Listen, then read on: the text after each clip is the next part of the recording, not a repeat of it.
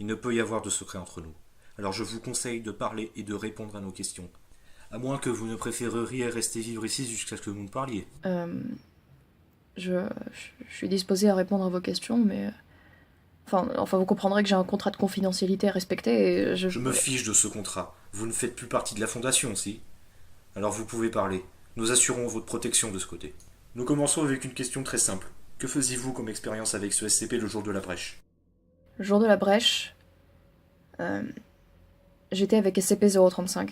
Nous étions avec mes collègues en train de faire une interview. J'étais en retrait dans la salle de contrôle et Sarah était dans la salle d'interview, avec cette chose horrible devant elle. Le SCP avait pris le contrôle du scientifique qui était là avant. C'est une fin atroce. J'ai eu vent de la mort de Sarah pendant la brèche de confinement. Étiez-vous en contact avec elle pendant la catastrophe? Ou bien est-ce que vous étiez séparés? Elle était morte. Depuis le début de la brèche, après l'interview de SCP-035. Je ne vais pas y aller par quatre chemins. Vous allez me dire ce que vous savez sur la procédure de confinement de 035 et comment une brèche aussi importante a pu se produire. Excusez-moi, mais à quoi ça peut vous servir? Ça ne vous regarde pas. Très bien. Hé, Sarah! C'est l'heure de l'interview de 035, il faut y aller. Oui, j'arrive. Laisse-moi juste prendre mes affaires. Voilà, on peut y aller. Si je me rappelle bien, c'est moi qui suis censée aller parler à cette chose. Ouais, si ça tenait qu'à moi, j'y serais allée, mais bon, les ordres viennent d'en haut, hein, j'ai pas rien, ma vieille. Si seulement je pouvais changer le cours des expériences. Nous avons marché pendant quelques minutes avant d'atteindre la salle d'expérience.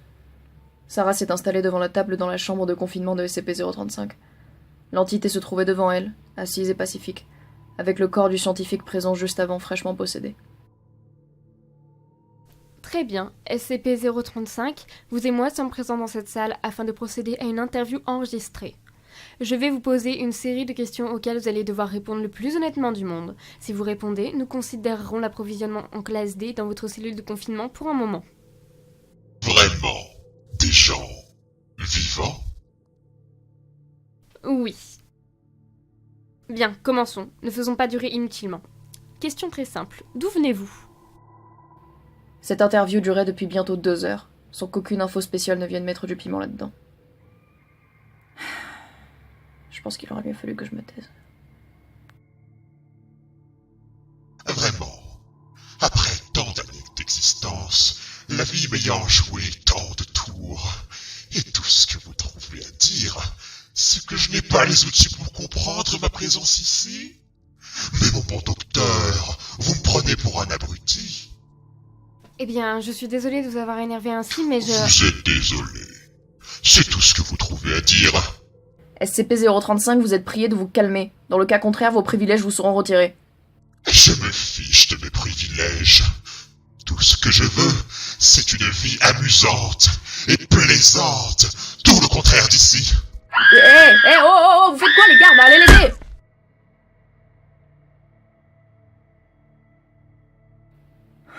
Mon Dieu. Une mort comme ça devrait même pas être possible. C'est juste horrible. Attendez, comment 035 aurait pu attaquer? Il ne devait pas y avoir une protection entre le docteur et l'entité? Eh bien, il y aurait dû en avoir une normalement, mais... les ordres venaient d'en haut, la salle était déjà prête. Je comprends pas non plus pourquoi aucune mesure de sécurité n'avait été prise. Bien, je pense que nous en avons fini.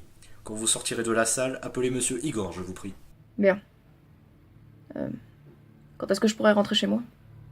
Non, vous en savez beaucoup trop. Je doute qu'un jour vous puissiez reprendre une vie normale.